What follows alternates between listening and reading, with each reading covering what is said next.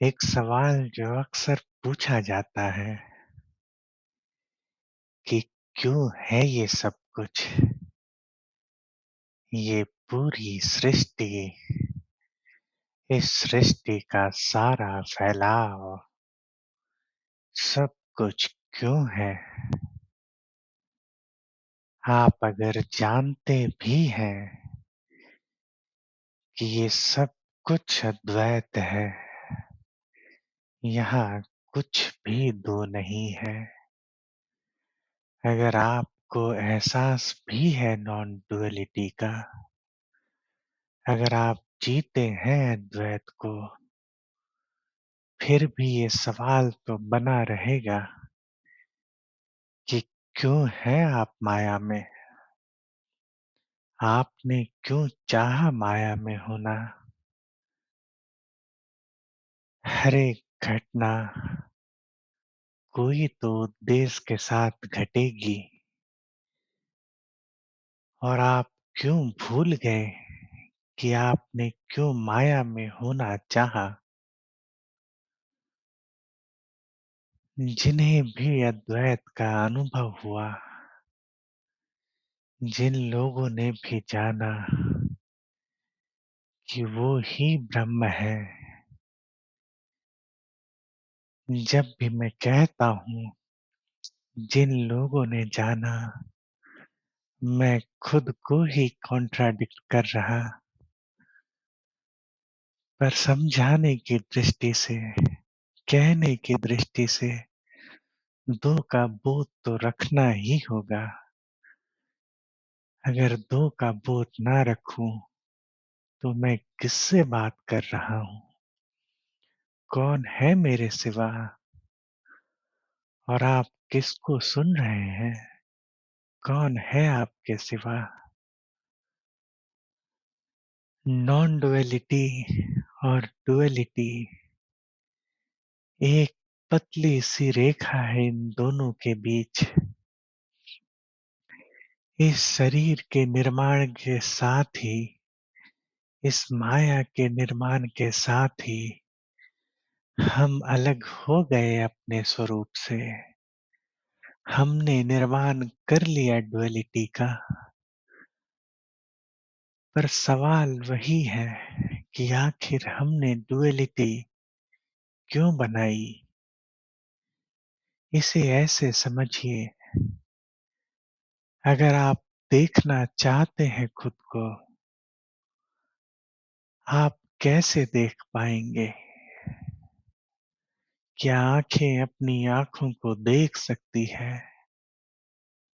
आपके पास क्या मार्ग है खुद को देखने का?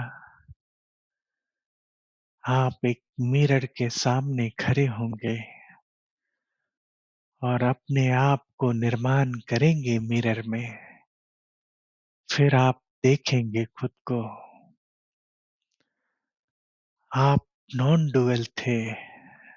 आपने डुअलिटी का निर्माण किया क्योंकि आप जानना चाहते थे खुद को। जानने के लिए दूरी चाहिए।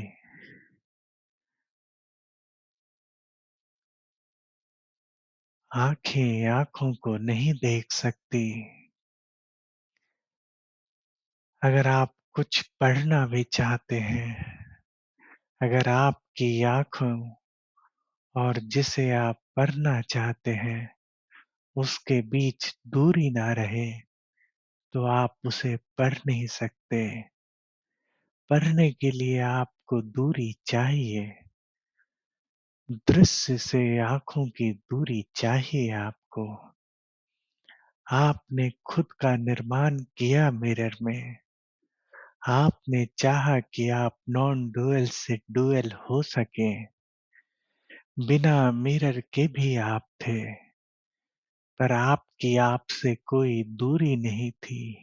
आप जान नहीं सकते थे खुद को। आपने डुअलिटी क्रिएट की कि आप जाने। डुअलिटी का अपना आनंद है। डुअलिटी में रहकर अगर आपको नॉन डुअलिटी का बोध हो जाए, तो फिर परमानंद है। इसे ऐसे समझिए, मेरे देखे 3 बहुत एनलाइटेंड लोग हुए, जिन्हें नॉन डुअलिटी का अनुभव हुआ। एक आदि गुरु शंकराचार्य, एक रामकृष्ण परमहंस, एक रमन महर्षि। इन तीनों को नॉन डुअलिटी का अनुभव हुआ। पर रामकृष्ण परमहंस काली को पूजते थे, काली के साधक थे। आदि गुरु शंकराचार्य शक्ति के उपासक थे, कृष्ण के उपासक थे। अगर आप देखें, एक ऐसा इंसान, एक ऐसा एनलाइटेंड इंसान जिसे नॉन डुअलिटी का अनुभव हो गया, फिर वो भक्ति क्यों कर रहा है? क्यों वो डुअलिटी को मान रहा है? अगर आप शंकराचार्य के रचित स्तोत्र, उनके हिम्स को देखें, कितने खूबसूरत है ये।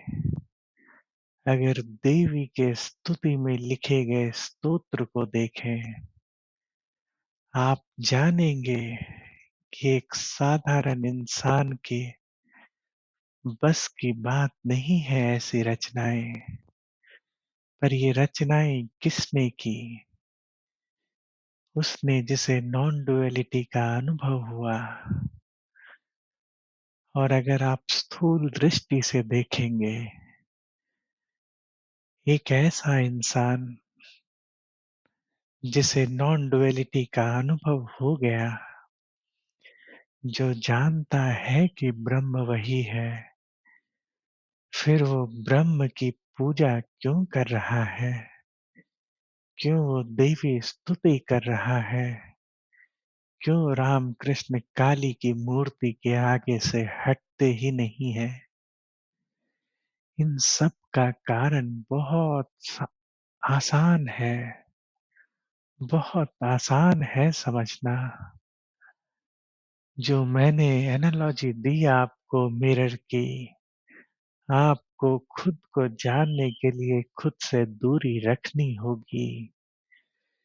जिसे भी नॉन डुअलिटी का एहसास हुआ, उसे डुअलिटी क्रिएट करनी होगी। उस मिरर में क्रिएट की हुई इमेज के जैसे आपने नॉन डुअल से डुअल होना चाहा, क्योंकि आप जानना चाहते थे खुद को। ऐसे ही शंकराचार्य और रामकृष्ण परमहंस, उन्हें नॉन डुअलिटी का बोध हुआ। पर उस ब्रह्म को जानने के लिए जो वो खुद हैं, उन्हें डुअलिटी को रखना पड़ा। उन्हें इस शरीर को रखना पड़ा। उसे इस संसार में रहना पड़ा।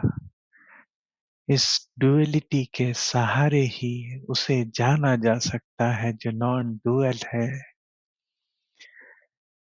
पर अगर आप डुअलिटी में हैं और नॉन डुअलिटी को नहीं जानते, तो फिर कोई आनंद नहीं है। जब आप अपनी आइडेंटिटी भूले हैं, तो अपने आप को खोकर आप आनंदित कैसे हो पाएंगे? और जब आप डुअलिटी में रहकर नॉन डुअलिटी का बोध पाते हैं और स्तुति करते हैं किसी भी रूप की, देवी की या कृष्ण की या काली की, आप बस उस मिरर में क्रिएट की हुई इमेज के जैसे ही स्थिति बनाते हैं, जहां आप खुद की परछाई से एक डुअलिटी का निर्माण करते हैं और जान पाते हैं खुद को। इसे ऐसे समझें कि आप अगर शुगर हैं, आपको मीठी चीज़ें पसंद है, तो आप शुगर होकर शुगर को कैसे भूल सकते हैं? आपको शुगर से अलग होना पड़ेगा। आपको एक रूप धारण करना पड़ेगा, जो शुगर को भोग सके। डुअलिटी का निर्माण करना पड़ेगा, उस मिठास को जानने के लिए।